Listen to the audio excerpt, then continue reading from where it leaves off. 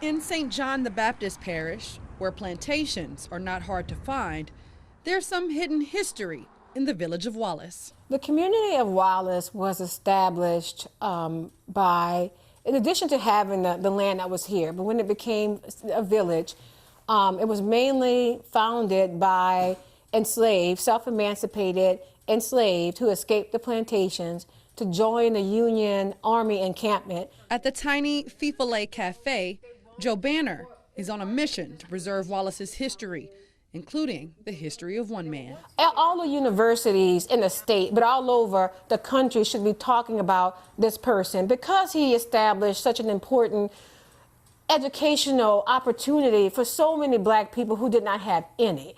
And, you know, my goal is to have that recognized. While researching for her nonprofit, the Descendants Project, Banner learned about Henry DeMoss, one of the founders of Southern University. I've been a fan of his for almost 5 decades because it was very interesting a slave, a former slave, would rise to such prominence. Historian Charles Vincent says Henry DeMoss was born enslaved in 1847 on a physician's plantation in St. John Parish, escaping to join the Union Army at just 15 or 16 years old.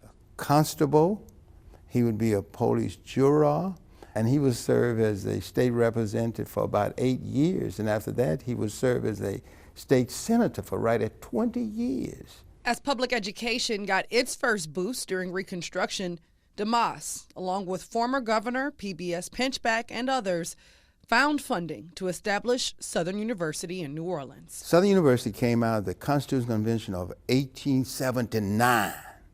Reconstruction basically nationally ended 2 years prior to that, you see.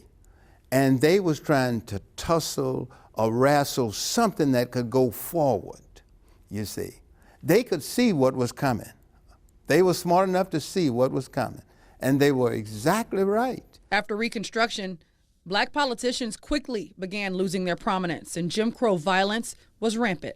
And only was taken out of politics or removed from politics after the 1896 state election when Jim Crow was at its height, and they just counted him out. Regardless to what their votes were, they said, if you think you won, you come to the courthouse and claim your seat.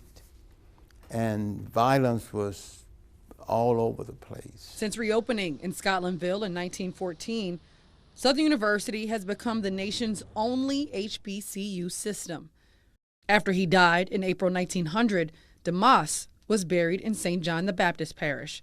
And according to Joe Banner, that makes the town of Wallace worth protecting. We're also researching his descendants and trying to find as many people as we can for him. But yeah, just really proud and honored to be able to take his history and bring it into spaces when we are working on permits or we're trying to show the validity of Wallace to agencies who would normally not see that, knowing that I can steward his history and put it on the books.